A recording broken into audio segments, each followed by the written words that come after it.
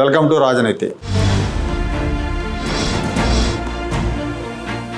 ఆంధ్రప్రదేశ్లో మావోయిస్టులకు సంబంధించి 2 సంచలనాత్మకమైన ఘటనలు జరిగాయి. ఒకటి, మారేడుమిల్లిలో 6 మావోయిస్టులు ఎన్కౌంటర్లో చనిపోయారు.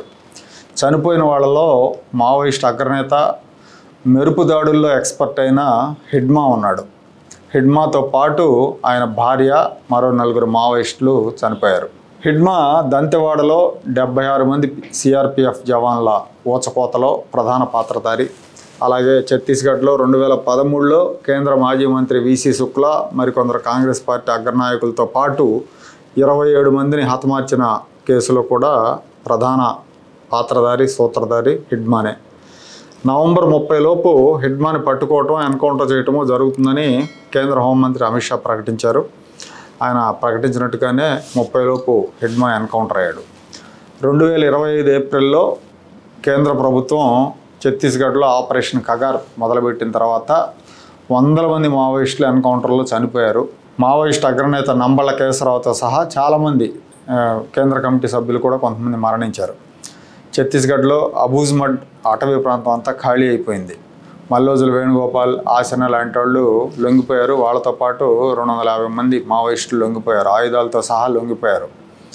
ఛత్తీస్గఢ్లో నిర్బంధం పెరిగిపోయింది, ఒరిస్సాలో నిర్బంధం పెరిగిపోయింది. దాంతో మావోయిస్టులు పెద్దగా ఒత్తిడి లేని ఆంధ్రప్రదేశ్లో షెల్టర్ కోసం వస్తున్నట్టు నిఘా వర్గాలకు సమాచారం అందింది.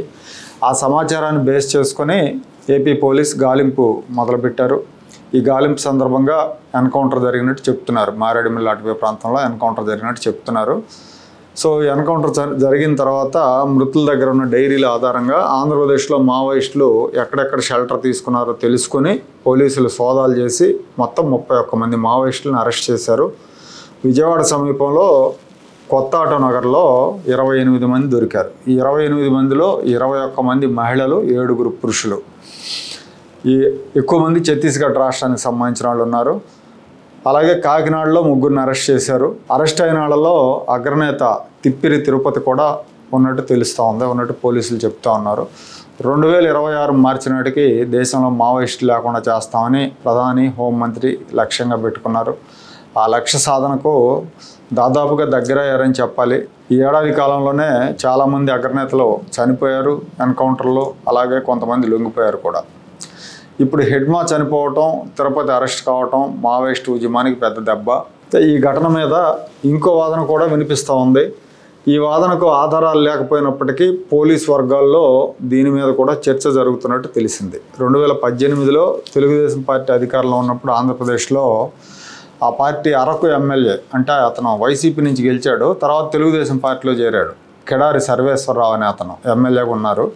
అలాగే మాజీ ఎమ్మెల్యే సివేరి సోమ, వీళ్ళిద్దరిని కూడా మావోయిస్టులు కాల్చి చంపారు 2018లో. యాక్చువల్గా అప్పటి వరకు రాష్ట్ర విభజన తర్వాత మావోయిస్ట్ యాక్టివిటీస్ తగ్గినాయి, పెద్దగా లేవు అనుకున్నారు. అప్పటి వరకు ప్రశాంతంగా ఉన్న రాష్ట్రం ఒకసారిగా ఉలిక్కిపడింది ఆ ఘటనతో. ఆ తర్వాత వైఎస్ఆర్ కాంగ్రెస్ పార్టీ అధికారంలోకి వచ్చాక వెంటనే ఇంకొక 7-8 మంత్స్కి వైసీపీ ఎన్నికలు జరగటం, వైసీపీ అధికారంలోకి రావటం. వాళ్ళు అధికారంలోకి వచ్చిన తర్వాత ఆంధ్రప్రదేశ్లో మావోయిస్టుల అలికిడి లేదు. మన్యంలో గంజాయి సాగు జరుగుతూ ఉంటే తెర వెనక మావోయిస్టుల మద్దతు కూడా ఉందన్న ప్రచారం అయితే ఉండేది.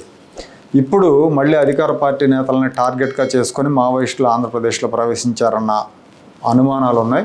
ఏపీని షెల్టర్ జోన్గా పెట్టుకున్నారా లేక టార్గెట్ కోసం వచ్చారా అన్న చర్చ జరుగుతూ ఉంది.